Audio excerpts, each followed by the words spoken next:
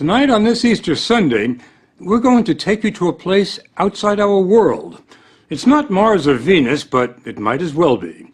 It's a remote peninsula in northern Greece that millions believe to be the most sacred spot on Earth. It's called Mount Athos, and prayers have been offered here every day with no interruption for more than 1,000 years.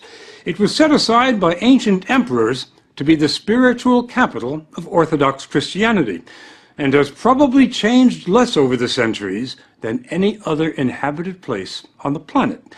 The monks come here from all over and do everything they can to keep what they call the world far away. Not surprisingly, journalists are not exactly welcome. For more than 2 years now, we've been corresponding, negotiating, and frankly pleading for an invitation, but ran into one monastic wall after another. Then, much to our surprise and delight, a few months ago, the monks said, "Okay, come see who we are." This Byzantine cross marks the border between Mount Athos and the 21st century. The monks come here, as they always have, for the beauty, the tranquility, and the isolation. But most of all, for this.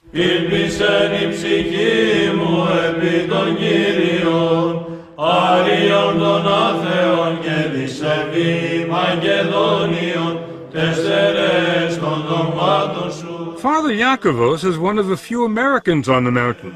He's been here more than half his life. You have to understand the words that we're saying in today's liturgy are the same words that Christ was saying. The same words that saints from the 1st century, the 2nd century, the 3rd century, the 4th century. And nothing has changed in Orthodoxy since then. It's the only branch of Christianity that can make that claim. Father Eliseos is the abbot, the top man, at Simonos Petros, one of the 20 monasteries. It was Abbot Eliseos who invited us here, and never let us forget what a rare privilege it was. It happened once, in 1981. The last time you invited a television crew here was 1981. Correct. We weren't going to invite you, but your persistence convinced us to open the door.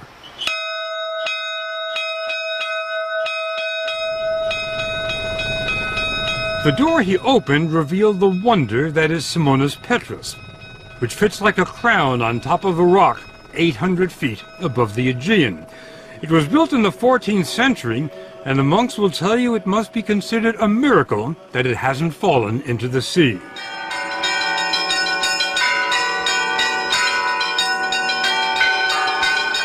There are 20 monasteries on Mount Athos. Some look like medieval fortresses. Others are so large they resemble small cities. They rise from virgin forests and line the coast, shrouded in mist. There's nothing on this 130-square-mile peninsula other than monasteries and monks. Nothing. We expected Mount Athos to be a quiet place, but we couldn't have imagined how quiet until we were dropped off here. The silence is only broken by the occasional tapping on a chiseled piece of chestnut. It's a call to prayer, and it started being used here before there were bells. Οι άνθρωποι που βρίσκονται εδώ έχουν ένα και μοναδικό σκοπό. The monks here have one goal, and that is how to get closer to God. Father Serapion wanted us to understand that there is no place on earth closer to heaven than Mount Athos. Μόνο πάνω από 1,000 εκκλησίες κάθε μέρα κάνουν θεία λειτουργία. Every day, 1,000 divine liturgies are celebrated on the peninsula. Είναι μοναδικό. It's unique in the world and in the Orthodox Church. Exactly what makes it unique. Ο απόλυτος τρόπος της ζωής των μοναχών. It's the absolute way of life of the monks. It's a Spartan way of life, but all the monks we talked to said they never want to leave, not even for a day. So they try to be self-sufficient. They grow their own fruits and vegetables, do their own tailoring, and when they get sick, there's an in-monastery doctor, Father Emilios, who's not very busy because the monks are in excellent shape. There's remarkably little cancer, virtually no heart disease or Alzheimer's. They must be doing something right in addition to drinking wine at 9 in the morning. They eat 2 meals a day. There's what they call the first meal, which lasts 10 minutes, and the second meal, which lasts 10 minutes. There's no meat and no dinner table conversation. The only sound, a monk reading from sacred texts. We were surprised by how busy the monks are. When they're not praying, they're working. Father Theodosius, born a Lutheran in Germany, is a mechanical wizard who has given the monastery continuous electricity and occasional hot water. Many Christians in the world, they are looking for the original church, for the ancient church. Do you think this is the closest to the original church? Yes. When you come to Orthodoxy, you will see it has everything you ever sought for. Father Averkios takes care of the ancient footpaths here. He clears the trails. We went with him on what was, for us, an exhausting hike on the hills above the monastery. It wasn't tough for him, though. He says that after decades of roaming the world, this is his path. I've been to many places. Tell me where. From Switzerland, of course, from Sweden, Finland, Spain, Portugal, Singapore, Australia, and Texas. Texas. How did you like Texas? I liked very much. I liked mostly the people. Now, with all the traveling you've done, how did you end up here? I was searching for a way of life. I can give all of myself to that. And I think the God of Jesus is above all the others, money, lifestyle, even family. The family at Simonas Petrus consists of 54 monks from 8 countries. Father Yakovos came here 25 years ago from Winthrop, Massachusetts. This is about as beautiful as it gets. I think so. He took us on a tour of the monastery. It'd be tough enough to build a monastery on top of a rock today, but how did they do it in the 13th century? You know, that's something which even modern-day architects are amazed at. When the workers came and saw the site where St. Simon, the founder of our monastery, wanted to build, they looked at him and they said, "You're crazy." "Are you crazy?" Of course. So being crazy was not a bad thing. No, not at all. Now, back then, how did you get stuff up here? We have mules. It takes 15 minutes to walk through the monastery into the sunlight. Enough time to find out that Father Yakovos' journey to Mount Athos started at the age of 6, when his father showed him a picture. It was just so impressive, and I turned around and I said to him, "Dad, you know, I don't think that I'm going to be able to believe that somebody lives in that building until I step on those balconies myself." Destiny. It is a little bit too. From the age of 6. Yes. Father Yakovos doesn't follow what's going on in Winthrop or anywhere else today. There are no newspapers, no radio, no television on Mount Athos. There are a few telephones, and Father Yakovos got a call last year. His father was dying. Prior to his death, he was asking if I would go so I could see him one last time. Reasonable request. From a father, I think so.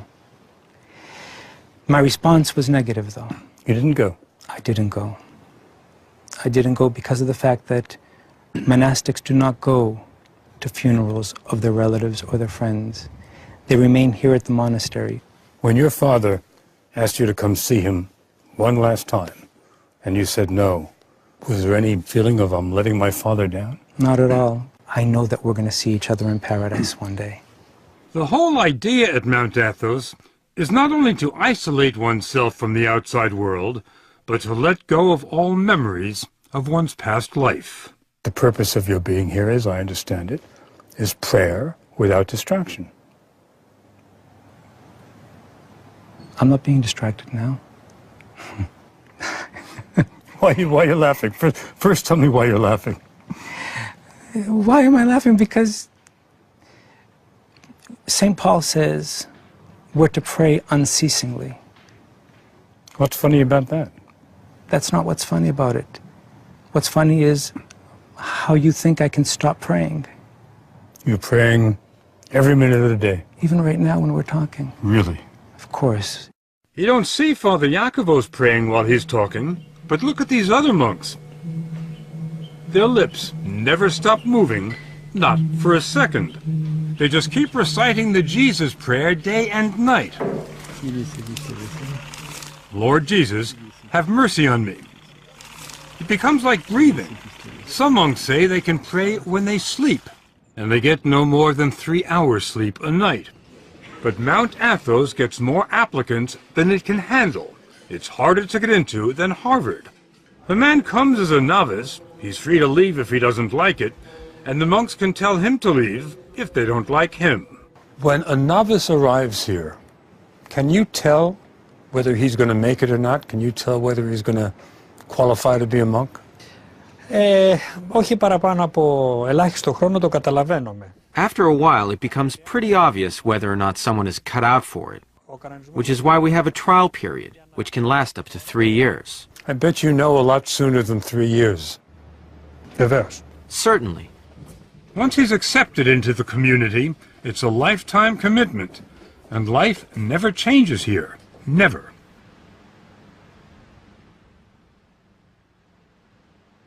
Every day at 3 in the morning, a single bell rings, informing the brothers that it's time to stop praying on their own and start praying in church. On a typical day, and every day is a typical day, the services last 8 hours. The monks say it's an 8-hour conversation with God, a dress rehearsal for eternity. And remember, this doesn't only happen on Sundays, it happens every day, 365 days a year. A monk never gets a day off. This is the Divine Liturgy, the life of Christ, celebrated by men whose only passion is to move closer to Christ every day. The depth of their devotion defies description. They didn't look like the same monks we had met in the gardens and the workshops. They were utterly transformed, with a concentration so profound they were immune from distraction. There were occasional flashes of ecstasy. This old monk could have risen out of a Rembrandt. Βούλωμεουν προσεύχεστε τους άνδρας εν παντή τόπο.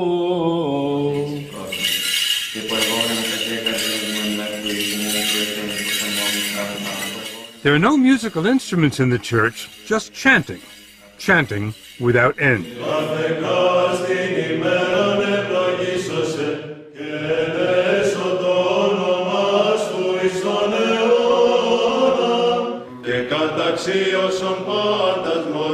Many of the voices, the basses in particular, could have made it at the Met.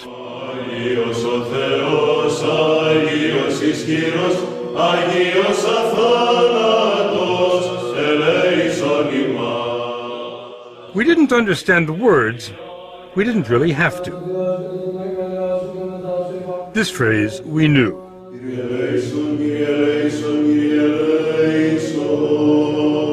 Lord, have mercy.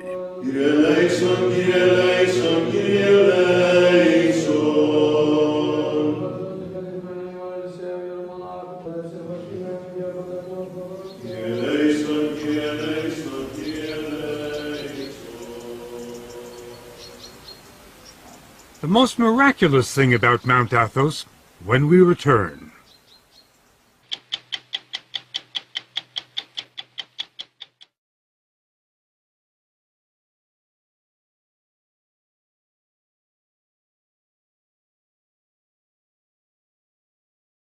What is the relationship between Mount Athos and Greece? Yeah, Mount Athos is an autonomous, self-administered region within the territory of Greece. In the early part of the 20th century, after Mount Athos was liberated from the Ottoman Empire, its charter was included within the Greek constitution, which recognizes its special sort of privileged status as a kind of autonomous region, as I've said. You don't vote in Greek elections? No, no. Can you hold office in Greek government? No, no. Does any monk from Mount Athos hold office in the Greek government? Certainly not. You're sort of an independent republic. Well, we're not a sovereign state. We're not it would be mistaken to say that we're a state within a state. I mean, from its very origins, Mount Athos has always been a territory within a state. So it was initially a territory within the Byzantine Empire. Later it was territory within the Ottoman Empire, and now it's territory within modern Greece. But it's a self-administered, autonomous territory. Self-administered, self-governing? Right. In what respect is it not a republic? Well, we don't have our own banking system. We don't have an ambassadorial sort of system. We don't issue our own currencies and all of the things that people think of when they think of a sovereign state. You issue your own visas. We needed a visa before we could come visit you. You're referring to the piece of paper with a colorful stamp on it. That's yeah. What it took for us to get on the boat. Right. This is the Holy Mountains permission that's given to visitors and pilgrims, but it's not.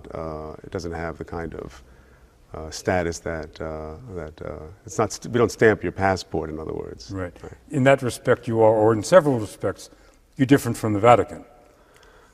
In several and many, and some would say in all.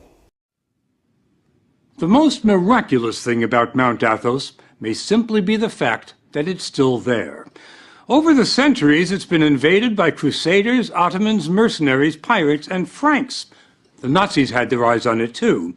The 2,000 monks attribute their survival, not surprisingly, to divine intervention. But they've also been pretty crafty. Some of the measures they've taken will surprise you. If you'd like to come for a visit, though, it can be arranged, but it's not easy. First, you'll need a visa issued by the monks, and unless you're an Orthodox pilgrim, it can take a while. Next, you'll fly to Athens and make your way to a scruffy little town in northern Greece where there's no airport and where the roads are dicey. Then you'll hop on a ferry, unless the trip has been canceled because of rough seas. That happens all the time. But on a calm day, it can be a very pleasant ride. The monks will tell you it takes years of prayer and soul-searching before they're ready to leave the world for Mount Athos. For the likes of us, though, it takes little more than an hour. It was the beginning of Lent when we took these pictures, and the ferry was packed with pilgrims from all over the Orthodox Christian world. Greeks, Bulgarians, Serbs, Romanians, Russians. It wasn't long before the first monasteries came into view, and we thought we were sailing to Byzantium, to a fantasy land of castles and palaces.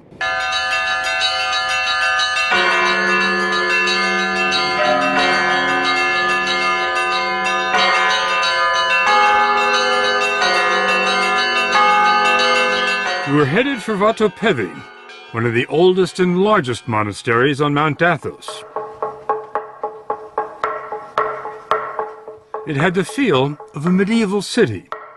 Holiness seemed to seep from the very stones, from the frescoes on the 10th century church, from the marble font for holy water. But then there was the monastery's secular-looking centerpiece.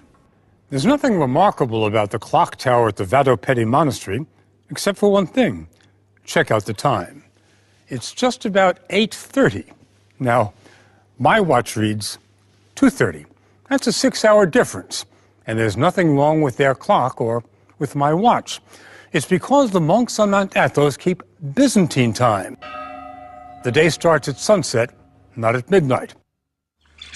The monks measured time this way during the days of the Byzantine Empire. That's the Christian empire that followed the fall of Rome, and that's the flag they still fly here. How long ago did the Byzantine Empire fall? 1453. 1453. That's a well-known fact. Well, it wasn't to us, but to Father Serapion, 1453 is the day before yesterday. This peninsula is the only place in the world that still keeps Byzantine time. Κατά αυτή την ορολογία. It has maintained this time for some 550 years. It was harvest time when we arrived, and dozens of monks were hard at work in the olive groves on the hills overlooking the monastery. That's where we ran into Father Nicandros from Melbourne, Australia. This place looks like a summer resort, like a holiday resort, like a retreat, but it's not. It's an arena. It's an arena? Yes. What do you mean the unseen warfare. Unseen warfare? That's right. What does that mean? We fight against the angels of the dark side, you see? Of the demon, of the devil, Satan. The battle against Satan and the dark side is waged here every day. The spiritual leader at Vatopedi is Abbot Ephrem. Here, the life of Christ is experienced in a genuine way, and this doesn't happen in many other places in the world. What I'm talking about is the art of salvation. It just so happened that while we were there, the monks celebrated an elaborate 7-hour vigil, and the church was packed with pilgrims. It's held once a year to honor the archangels Gabriel and Michael. According to the Bible, Gabriel and Michael led the army of angels that expelled Satan from heaven.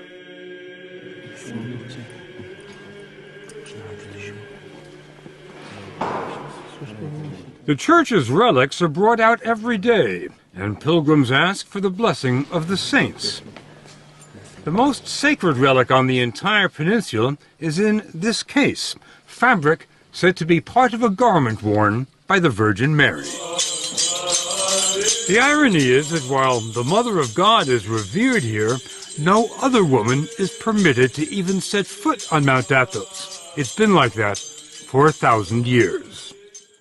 The reason, according to Orthodox doctrine, is that Christ gave the peninsula to his mother, and all other women have been excluded so as to fully honor the Virgin Mary.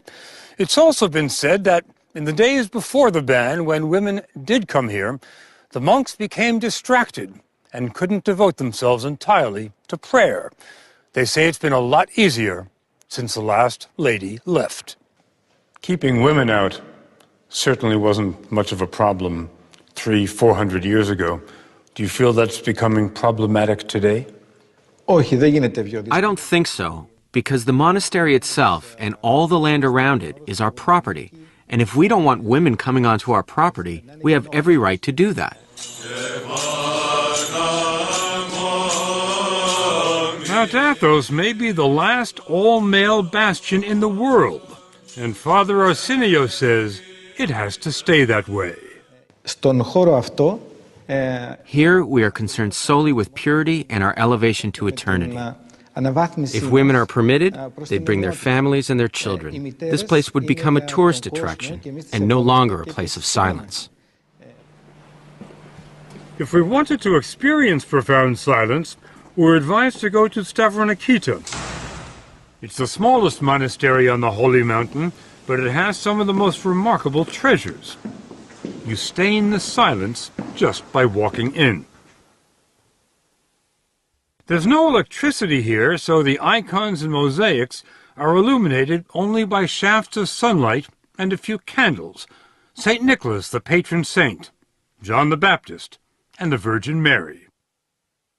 We were stunned by the magnificence of the art here, but then we ran into Father Maximus, a former professor at the Harvard Divinity School.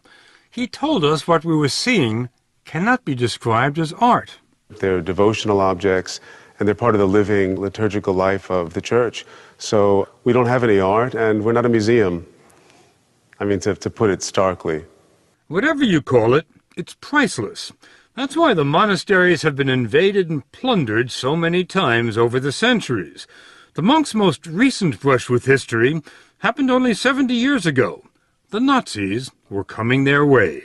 In the spring of 1941, the Germans invaded and occupied Greece. They marched up the Acropolis, raised the swastika beside the Parthenon, and were about to invade. The monks asked for a meeting with Nazi officers who advised them to appeal to Hitler himself.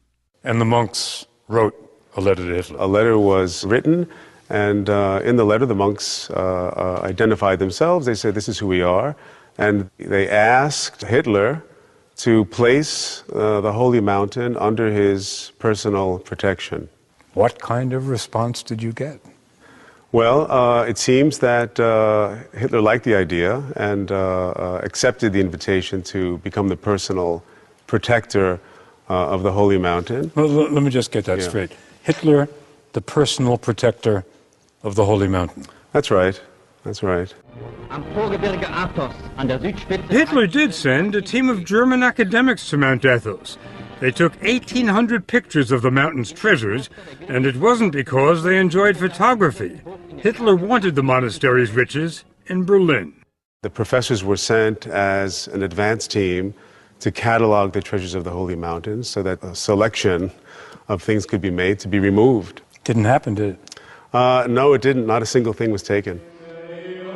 Father Maximus believes they have the Russians to thank for that by the time the Nazi scholars completed their work, Hitler was bogged down in Russia and wasn't thinking about icons. That Nazi period has been largely forgotten here. To the monks, it was just one more blip on the road, and a small one at that. Today, Vatopedi is the most popular destination on the mountain. It hosts 35,000 pilgrims a year and offers more than spiritual sustenance. The monks have their own fishing boats, and the catch is pretty good. The fish are served fresher than in any Greek restaurant. The refectory dates from the 12th century, and since the 12th century, the food here has been free. Vatopedi has been supported by rich benefactors, emperors, princes, kings, and today, partially by pilgrims with deep pockets who commission icons in the making. But the ancient treasures? Not a chance. They can't even see them. They're under lock and key. It's not a new security system, but it works. Normally, it takes more than one monk to unlock the door, because no one monk is allowed to have all 4 keys at the same time. It's sort of a medieval version of the nuclear launch control. Do you keep those keys in your pocket, Father? Try not to. Father Matthew from Fond du Lac, Wisconsin, was given the abbot's blessing to let us into the inner sanctum. Once inside, there was still another hidden door. Behind the curtain? We walked into the world of Byzantium.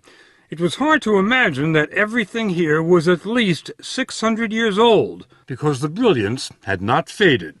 There are almost 4,000 icons stored in this monastery alone. Oh, wow. The highlight? A 14th century icon of Christ. Every monk will tell you the sole purpose of life on Mount Athos is to get closer to Christ every day. And they say total union with Christ is only possible when they leave this world. Πρώτο πράγμα που κάνει ένας μοναχός είναι να αγαπήσει το θάνατο. The first thing a monk does is embrace and love death. Embrace and love death. Γιατί ο θάνατος... Because death is the ticket to the other life. Without a ticket, you can't travel. Where do you get the ticket? Εδώ, στη ζωή αυτή. In this life, that's what we do each day. We prepare for death. Για το ταξίδι μας προς τον ουρανό. And we are joyful about our journey to heaven. Right. Father Matthew offered to take us to the transit point between this world and heaven. When a monk dies, he's buried until there's nothing left but bones. Then he's brought to where every monk who's ever lived here ends up, the ossuary. Any idea how many skulls there are here? Thousands. I'm not sure how many thousands. Any idea how far they go back? The ones here would be to the 16th century. When you look at the ossuary, what comes to mind? Mostly I see that this is where I'm going to be. I always like to say these are my future roommates. There was nowhere for us to go from there. So we headed back to the mainland. The monks invited us to come back any time. And if we do, or if our grandsons or great-grandsons do, after 10 days here, this much we believe. Mount Athos will not have changed at all. This place is built like a fortress. Yes, it really is. Yeah. Why? Well, there are 2 basic reasons. One's symbolic, of course, and one is practical. I suppose we should begin with a symbolic reason.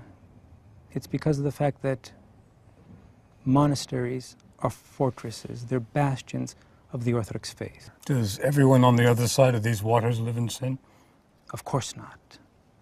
That's why, because we also still remain in the world. We're apostles of Christ. Yeah. He sent his apostles. Let's not be biblical. Let's be practical about this. You don't have television. No. You don't have radio. No. You don't have newspapers. No. You're trying to keep the world out. We're trying to keep sin out, evil.